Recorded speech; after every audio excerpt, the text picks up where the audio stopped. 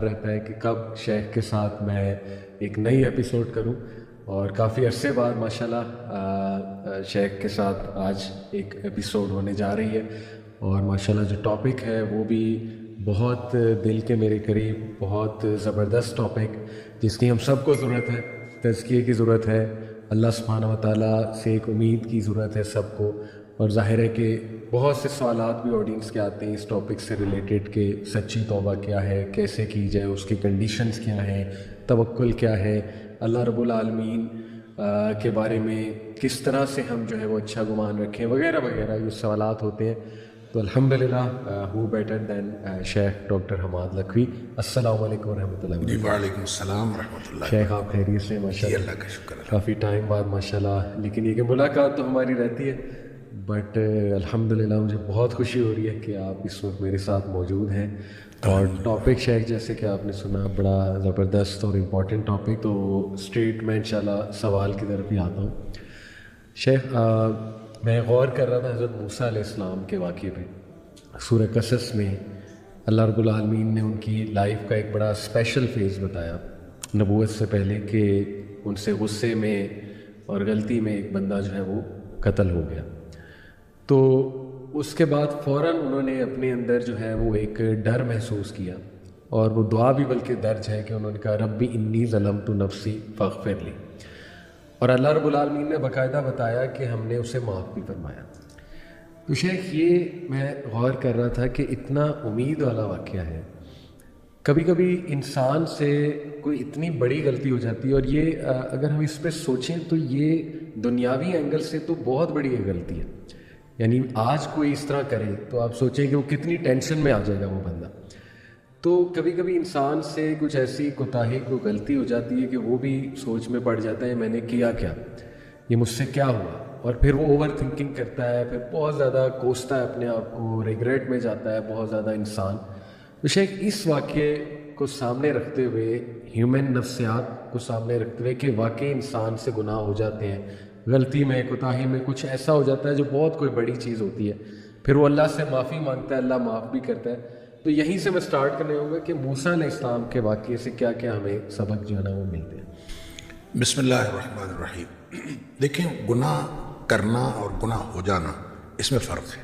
صحیح، تو موسیٰ علیہ السلام نے گناہ کیا نہیں تھا، بالکل صحیح، بالکل صحیح، ان سے ہو گیا تھا، اس لیے کہ ان کی نیت تو ہرگز ان کو اس کو مارنے کی نہیں تھی۔ بالکل صحیح، اور دوسری بات یہ ہے کہ جو آلہ قتل تھا وہ بھی مارنے والا تو تھا ہی نہیں۔ صحیح صحیح، تو آپ نے تو ایک مکہ مارا تھا اور مکے سے وہ مر گیا۔ بالکل ٹھیک، تو اب مکہ کسی کو جب کوئی بھی شخص مارتا ہے تو کبھی بھی یہ آلہ قتل نہیں ہوتا۔ بالکل ٹھیک، بالکل ٹھیک، اور اس لیے یہ کہنا کہ حضرت موسیٰ علیہ السلام نے اس کو مارا تھا، تو مارا تو تھا ہی نہیں، وہ مر گیا تھا۔ نیت نہیں تھی، اس لیے جو ہے اس کو عمل الشیطان بھی کہا گیا، انہوں نے کہا کہ یہ شیطان کی طرف سے تھا، صحیح، کہ یہ میری طرف سے نہیں تھا، یہ شیطان کی طرف سے۔ لیکن بہرحال انہوں نے رب انی ظلمت نفسی کہا، اللہ تعالیٰ سے معافی مانگی، اور اللہ تعالیٰ نے اس کو معاف کر دیا۔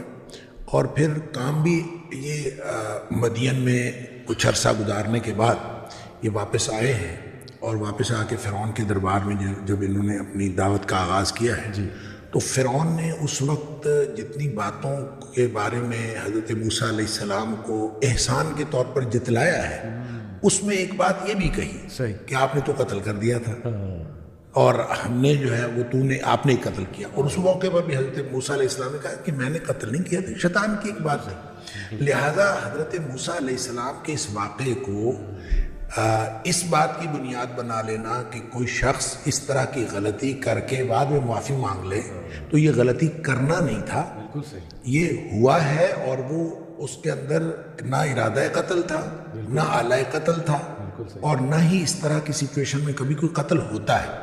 اس لیے حضرت موسیٰ علیہ السلام کا کوئی عمل وہ تھا ہی نہیں، اور اس کو اللہ تعالیٰ نے معاف بھی کر دیا، اور انہوں نے معافی مانگ لی اور اللہ تعالیٰ نے معاف کر دی۔ بالکل صحیح، الحمدللہ۔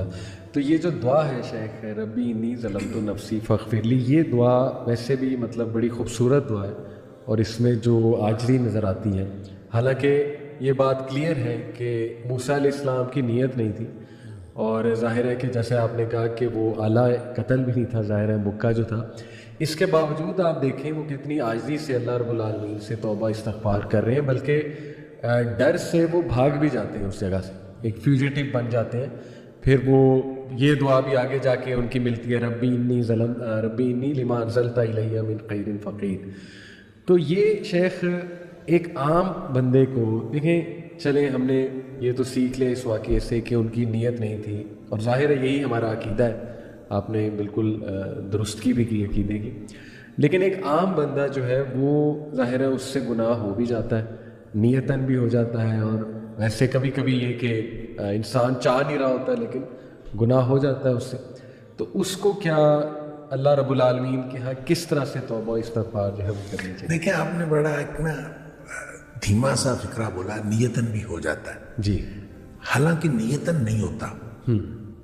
گناہ جو ہے دیکھیں کل بنی آدم خطاء, صحیح, اگرچہ نبی پاک صلی اللہ علیہ وسلم نے فرمایا ہر آدم کا بیٹا خطا کار ہے, صحیح, ہر انسان سے خطا ہو جاتی ہے. بالکل ٹھیک. وخیر الخطائین التوابون, بہترین خطا کار وہ ہیں جو واپس آ جاتے ہیں. اللہ, اب مسئلہ یہ ہے کہ ہو جاتا ہے اور کر لیا جاتا ہے, اس میں فرق ہے. صحیح, نیتاً جو شخص کرے گا وہ تو کرے گا, صحیح, وہ پہلے نیت کرے گا صحیح, اور پھر وہ کرے گا. بالکل ٹھیک. لہٰذا گناہ کرنے والے اور گناہ جن سے ہو جاتا ہے ان دونوں میں فرق ہے. ٹھیک.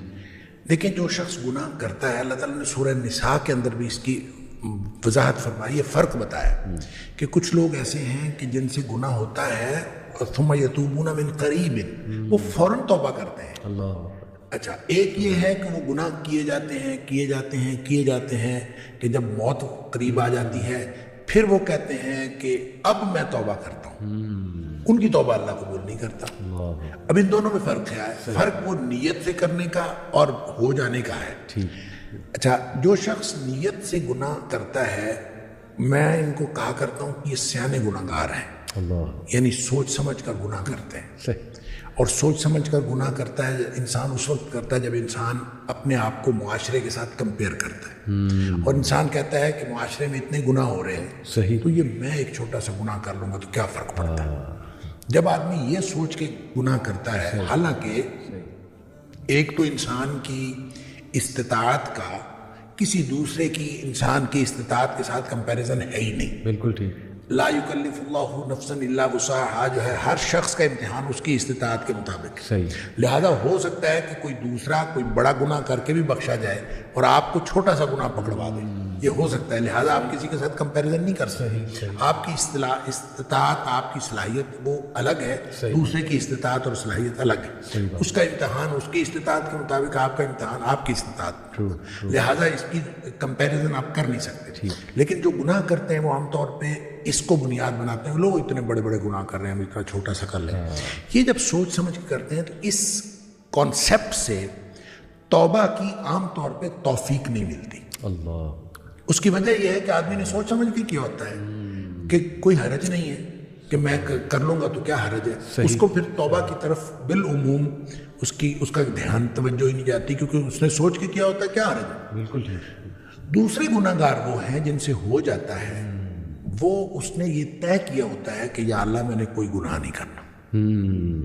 اللہ کے ساتھ نیتاً صحیح, اس نے یہ بات طے کی ہوتی ہے کہ میں نے کوئی گناہ نہیں کرنا. بالکل ٹھیک. گناہ اس سے بھی ہو جاتا ہے. صحیح بات. کیونکہ کلو بنی آدم خطاء, یعنی ایسا تو ہو نہیں سکتا کہ اس سے گناہ. اس سے گناہ کیوں ہوتا ہے؟ دو وجوہات کی بنیاد پر ہوتا ہے, یا جذبات کی مغلوبیت کی وجہ سے یا حالات کی مغلوبیت کی وجہ سے. صحیح, یعنی وہ اس کے حالات ایسے ہوتے ہیں کہ جو اس کو گناہ کی طرف لے جاتے ہیں, یا پھر اس کے جذبات, بعض اوقات انسان اپنے جذبات سے مغلوب ہو جاتا ہے اور انسان چل پڑتا ہے گناہ کی طرف, شہوات سے یا جذبات. اچھا, اب جب وہ مغلوب ہوا اور مغلوب ہو جائے, حالات کی وجہ سے کوئی کیفیت ایسی بن گئی کہ وہ گناہ میں وہ انوالو ہو گیا. صحیح. یا پھر جذبات ایسے اس کے اوپر حاوی ہوئے کہ وہ گناہ میں انوالو ہو گیا. ٹھیک.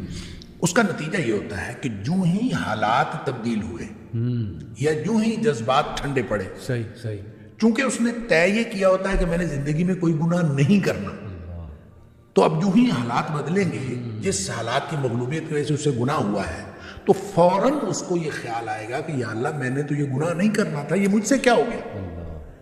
اور اسی طرح جب اس کے جذبات ٹھنڈے پڑیں گے تو اسی وقت اس کو خیال آئے گا، ہوش حواس میں آئے گا تو کہے گا یا اللہ میں نے تو یہ نہیں کرنا تھا، یہ میں مجھ سے کیا ہو گیا. یہ ہے وہ ثم یتوبون من قریب کہ فوراً وہ توبہ کر لیتے، پھر اس کو فوراً خیال آتا کہ میں وہ جو ندامت اور شرمندگی اس کو ہوتی ہے، وہ جو پشیمانی اس کو ہوتی ہے، یہ ندامت اصل میں اللہ کو پسند ہے. کیا بات. کہ انسان کو ندامت اور شرمندگی ہوگی، یا اللہ میں گناہ کر بیٹھا ہوں، میں نے تو یہ نہیں کرنا تھا. اور اسی طرح یہ جو رب انی ظلمت نفسی والی بات ہے، یا حضرت آدم علیہ السلام کی دعا والی بات ہے، یا ویسے بھی نبی پاک صلی اللہ علیہ وسلم نے فرمایا کہ ایک آدمی گناہ کرتا ہے اور گناہ کر کے پھر اللہ سے بات کرتا ہے رب انی اذنبت، تو اللہ میں نے گناہ کیا ہے، یعنی اقرار. یہ اقرار جو ہے یہ بہت، یعنی اقرار ہے، اس کے اندر ندامت ہے. اللہ میں گناہ کر بیٹھا ہوں اور تو معاف کرنے والا، تو مجھے معاف کر دے. یہ ندامت اور شرمندگی جو توبہ کی شرائط میں سے بھی ہے، اور یہ وہ نقطہ ہے جو اصل میں اللہ تعالیٰ کو پسند ہے. تو جس کے اندر یہ ندامت اور شرمندگی آتی ہے وہ توبہ بھی کرتا ہے، اللہ تعالیٰ کو پسند بھی آتا ہے. اور اللہ کو کتنی توبہ